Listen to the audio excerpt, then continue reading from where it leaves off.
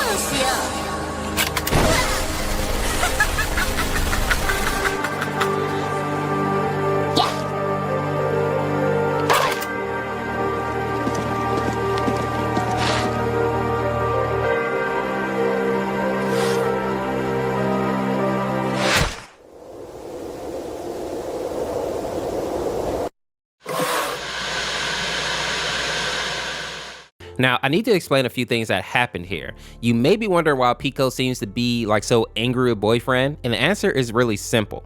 Boyfriend and girlfriend were amongst the first people to actually get corrupted, and the pair of them are the reason that Pico ended up getting corrupted. Some of you may remember watching this battle on Phantom Fear's YouTube channel, or even some of the fan animations that showed up. And basically they had Pico fighting against the corruption. The other reason I think that Pico is a bit annoyed with boyfriend here is just because how stupid boyfriend is. Like in this scene right here, we get to see that boyfriend is shaking hands with this person called the Harvester, and while there isn't a whole lot of information about this character as of now, we know that they are not an ally to boyfriend and the rest of them. And it seems like their whole purpose is to collect souls for something called the Harvest Moon, which is why we actually see them using a powerful cube device later on. And lastly, we know that they are super powerful because they are basically able to snap their fingers and blow up the corrupted version of Tankman. And this is why I think Pico shoots them on sight. He knows that they're bad news and is really trying to just keep boyfriend, girlfriend, and himself safe. And it becomes clear very quickly that Pico was right, because right after that, the Harvester sends boyfriend back into the virtual world, and then out of nowhere, we're hit with like this sick anime opening, which I'll have to take out if it's copyright, but I think it should be safe.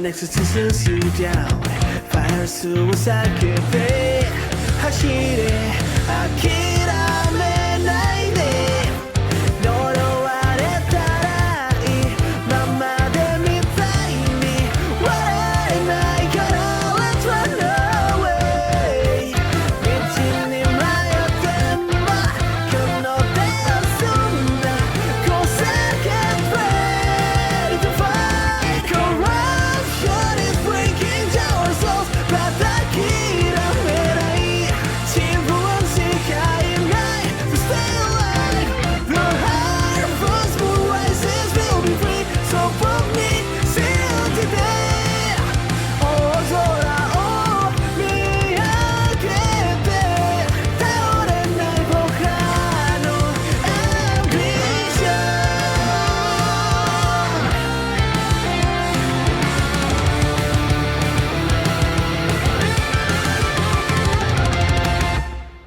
Now, some of you may be wondering why Senpai looks so pissed when boyfriend enters his world. And the reason behind this is because it isn't boyfriend's first time being into Senpai's space since the corruption has started. The first time boyfriend and girlfriend actually went into Senpai's world, they were still corrupted and basically tried to erase Senpai and Spirit. But luckily Spirit was strong enough to actually kick them out before they could do any real damage. Although by the looks of Senpai, it does seem like he is a little bit corrupted, but it's kind of hard to tell. Now, while Boyfriend is battling Senpai, we see what's actually going on outside with Girlfriend and Pico in the real world.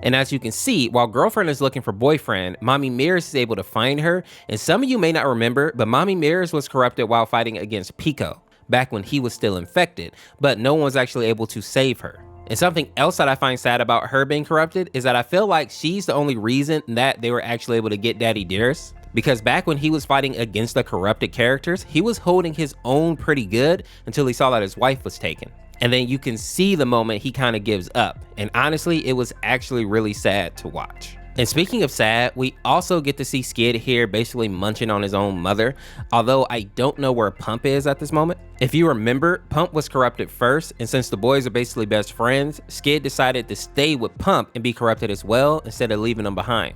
It also sucks that Pico was the person to find them, because even though Pico is kind of a sociopath, he is surprisingly good with children, especially Skid and Pump, which is why I think him actually seeing Skid kind of hit him hard.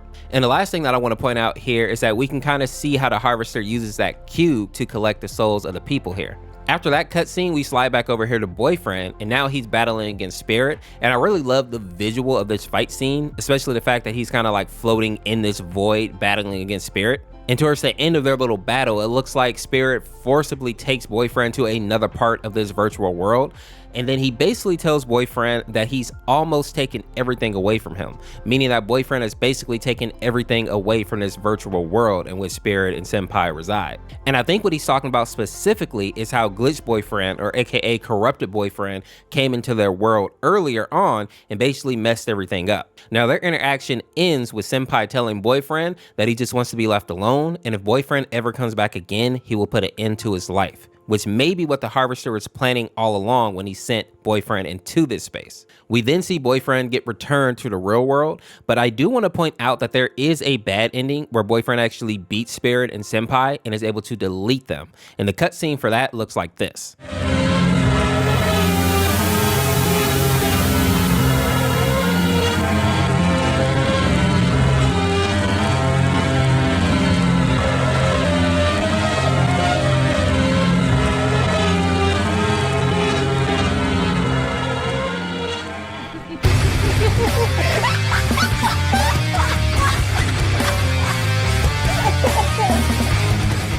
Now back in the outside world, we see that Girlfriend is finally about to battle her mother, and their battle is interesting for a few reasons. You may have noticed that partway through the song, it looks as though Girlfriend is teleported to a forest and is running from a spider-like version of her mother, but in reality, this is all just in Girlfriend's mind. Apparently, the strings that Mommy Mirrors has on her body can make a person hallucinate if they come into contact with those threads. So it's basically like these threads can put a character into a genjutsu.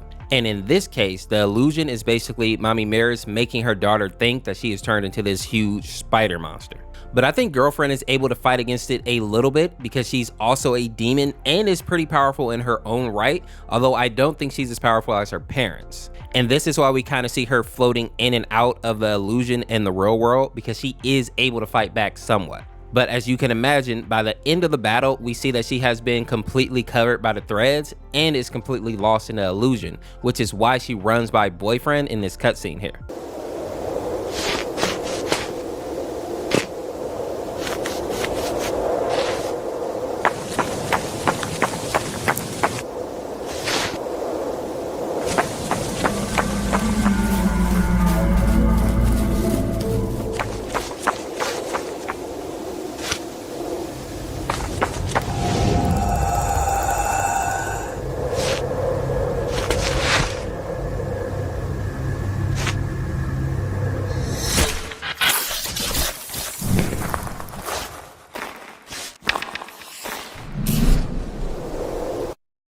At this point, girlfriend seems to be completely lost in her own mind, and that seems to give the harvester the opening that they need to actually take out boyfriend and absorb his soul into this cube, which is kind of a sad ending to this chapter, but we know that there's going to be more to come, and considering that Pico and boyfriend's alter ego, or aka soul boyfriend, is still alive, kind of gives us hope, because I know that Pico is obviously still going to put up a fight. And soul boyfriend is the whole reason that boyfriend, girlfriend, and Pico were able to break away from the corruption to begin with. So I think he's going to have a big role to play moving forward as well. There's also a song in a free play that has a character in it called False Thorn. And I know some people were confused about what was happening here. Technically, False Thorn is just boyfriend, but it's what girlfriend sees like in her illusion state, or aka while she's under Mommy Mirror's spell. So while we see that boyfriend is just his regular self singing with girlfriend, girlfriend sees a literal monster, which is why she says get out of my head during the battle, and also why she punches boyfriend in the jaw.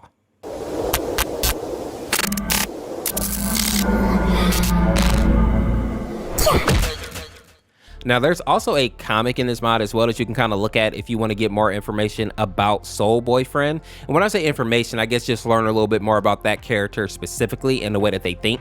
I actually found it pretty interesting when I was scrolling through it. But with that being said, if you enjoyed this video, make sure to check out this video on the screen here. Subscribe today to become a member of the Ors Force, and we will see you tomorrow with another video. Peace, peace.